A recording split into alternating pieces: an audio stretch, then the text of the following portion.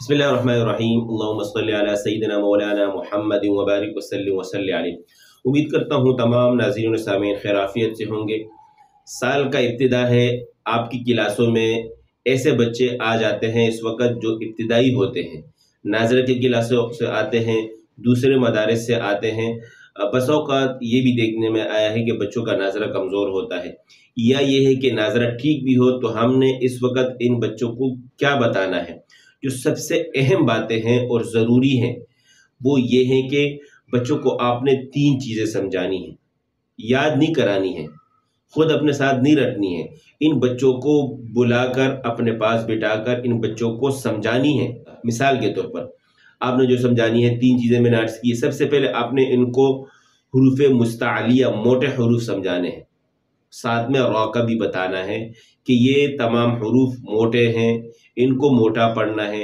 پھر ساتھ ساتھ یہ بھی سمجھانا ہے کہ ان کی جو موٹائی ہے وہ ایک طریقے سے نہیں ہے کہ بس موٹا پڑھنا ہے، نہیں، بلکہ کڑا زبر ہونے کی صورت میں 7 الف ہو، اس صورت میں الگ موٹائی ہے، اس کے اوپر زبر ہو اس کی الگ موٹائی ہے، ساکن ہو الگ موٹائی ہے، پیش ہو الگ موٹائی ہے، اور جب ان حروف مستعلیہ موٹے حروف کے نیچے زیر ہو ان کی موٹائی کی مقدار الگ ہے۔ یہ چیزیں بتانی ہے آپ نے ان حروف مستعلیہ میں، اور ساتھ ساتھ یاد بھی کرا دینی ہے۔ دوسرے نمبر پر حروف حلقی آپ نے یاد کرانا ہے اور سمجھانا بھی ہے۔ حروف حلقی اکثر بچوں کو یاد بھی ہوتے ہیں لیکن ان کو سمجھانا ہے۔ سمجھانے والی بات جو مختصر طور پر میں عرض کروں گا کہ آپ نے ان کو یہ بات سمجھانی ہے، حروف حلقی 6 ہیں، حمزہ ہا، عین ہا، غین خا۔ ان کا کام یہ ہے کہ جب بھی نون ساکن اور تنوین کے بعد یہ 6 حروف ان میں سے کوئی ایک بھی حرف آئے گا اس وقت ہم نے غنہ نہیں کرنا۔ سمجھ آ گئی؟ ان 6 حروف میں سے کوئی حرف بھی نون ساکن اور تنوین کے بعد آئے اس وقت ہم نے غنہ نہیں کرنا ہے۔ جیسے مثال کے طور پر وَآمَنَهُم مِّن خَوْفٍ، من خوف، بچے پڑھتے ہیں من خوف، غنہ کر لیتے ہیں، غلط ہے، تو یہ بات سمجھانی ہے۔ تیسرے نمبر پر جو اہم ہے اور ضروری ہے وہ ہے حروف قلقلہ کا سمجھانا۔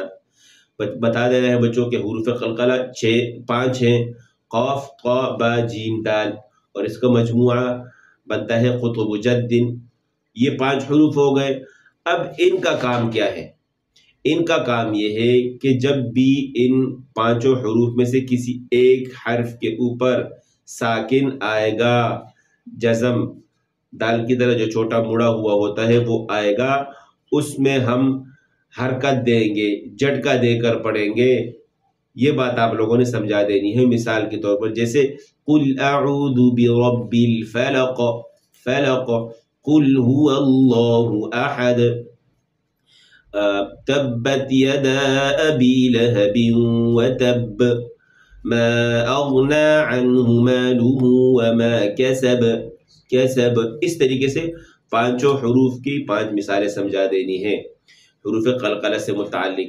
ایک اور بات جو میں نے شروع میں عرض نہیں کی اب ذہن میں آئی ہے وہ یہ ہے کہ سب سے پہلی بات ان حروف ان چیزوں سے پہلے بھی وہ یہ ہے کہ آپ نے بچوں کو بلا کر جس وقت آپ ان کی ابتدا کریں گے، ابتدا ہم لوگ کرتے ہیں سورۃ الفاتحہ، سورۃ، اس وقت کہ جب بھی قرآن میں واو آئے گا اور پیش آئے گا ان 2 چیزوں میں ہم نے اپنے ہونٹوں کو گول کرنا ہے۔